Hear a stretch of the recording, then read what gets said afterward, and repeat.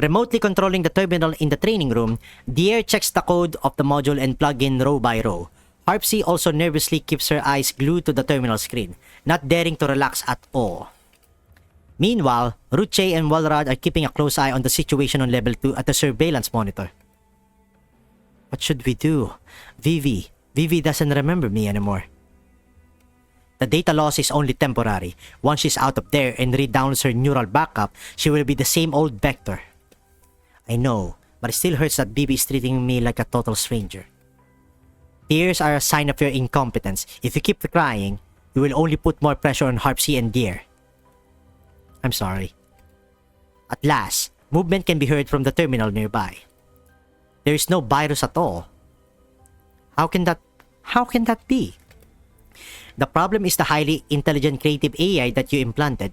Its deep learning ability allows it to continuously read Dahl's neural data and continuously improve its own framework autonomously. It has now concluded its first cycle of self-completion. Compare its current base code with what was originally written. Isn't it much more complex? It does seem to be the case. That's why you couldn't find this so-called virus. Freaking hell. The creative AI is artificial intelligence. Dolls are also artificial intelligence. You put two AIs in a single vessel. Are you trying to teach them what survival of the fetus means? It didn't occur to me. Never mind.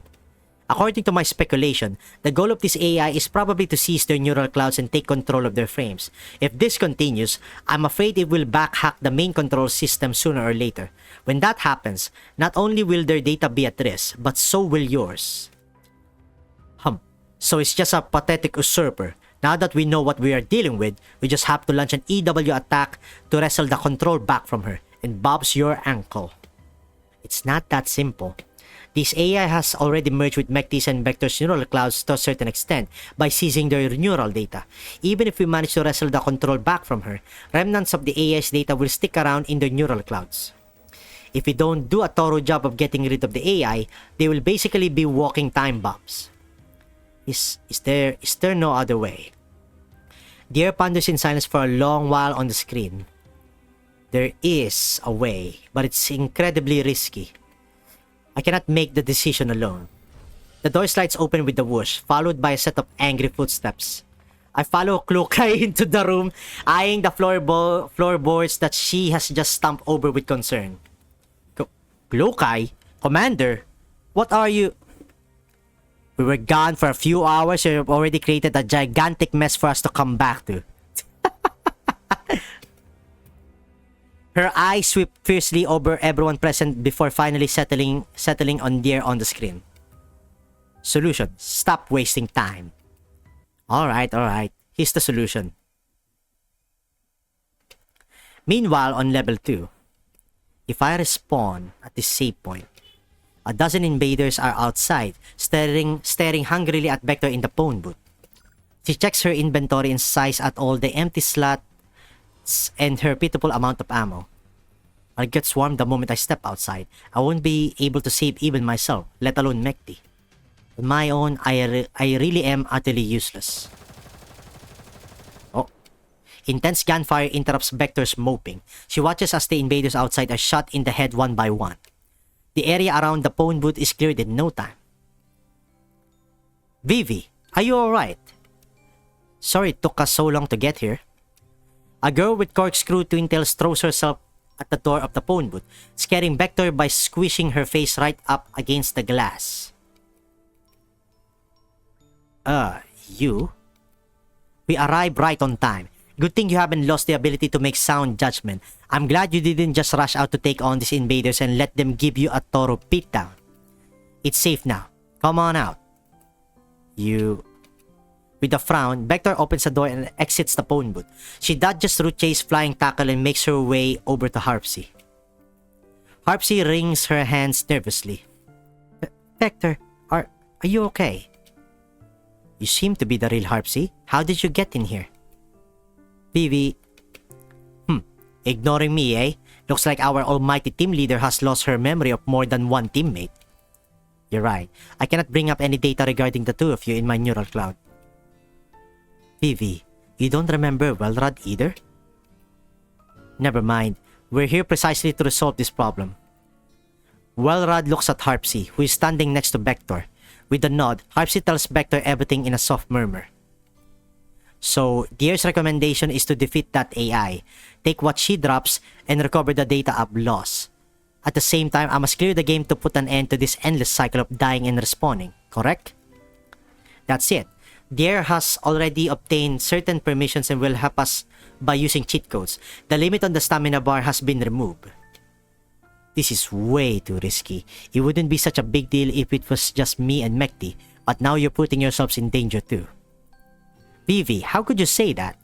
What do you mean? It wouldn't be such a big deal if it was just you and Mekti. You're our very important companion, the leader of us Team B. That's right, us. Without you, it wouldn't be us anymore. You...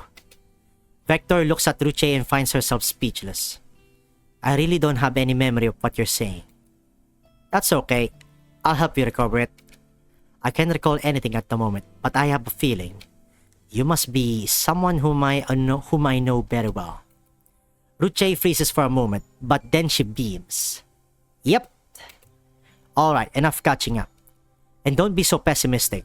Now that the high and mighty team leader is here, we may actually stand a chance. High and mighty. Team leader?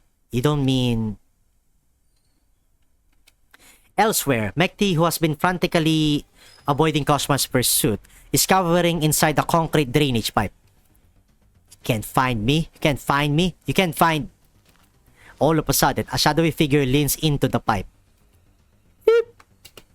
Mekti is so terrified her neural cloud is on the verge of shutting down, but once she makes out who it is, she lets out a sigh of relief.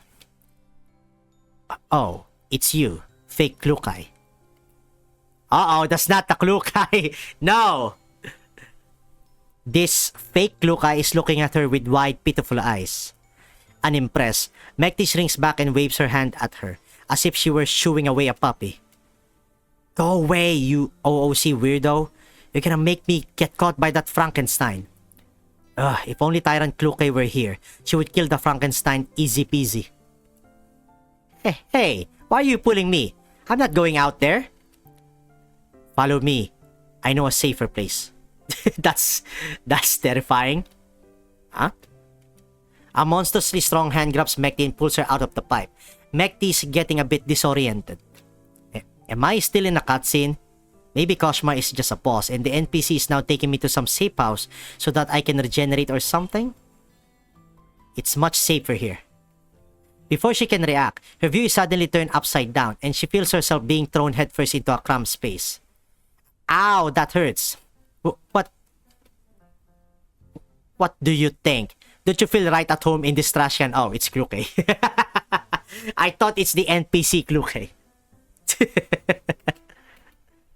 Fake Klukai lifts her chin. The face that looked so pitiful just a second ago is now full of disdain. Hold on. That tone. Since the OOC NPC is now also getting OOC, she's actually resembling the original character more? This is getting a bit confusing. Mekti! Eek! It's the real deal. Klukai. Stay away from me, you're filthy. With a look of disgust, Klukai shoves a hand into Mekti's face to stop her incoming embrace. Level 2 is all simulated anyway, the filth isn't real. You're sullying my visual module. Such familiar and comforting mockery, whatever you say. Now that I think about it, why are you here? What about the commission? The client cancelled the mission on short notice, so I came back. What else was I supposed to do? Visit the yellow zone with the commander and enjoy the collapse storm? To be fair, that is something you would do, Klukai. To go on a date with the commander and enjoy the collapse storm. I just didn't expect to receive such a huge surprise while on my way back. Klukai sneers coldly. Mekti gulps despite having no saliva. Let me explain. I just wanted to explore a new way of training. I will give you plenty of time to explain, but not now. Her tone implies that this is far from over. We take care of that distasteful Frankenstein first. I won't let that chimera of an AI make your already dumb neural cloud even dumber and give you an excuse for your future dumb shenanigans.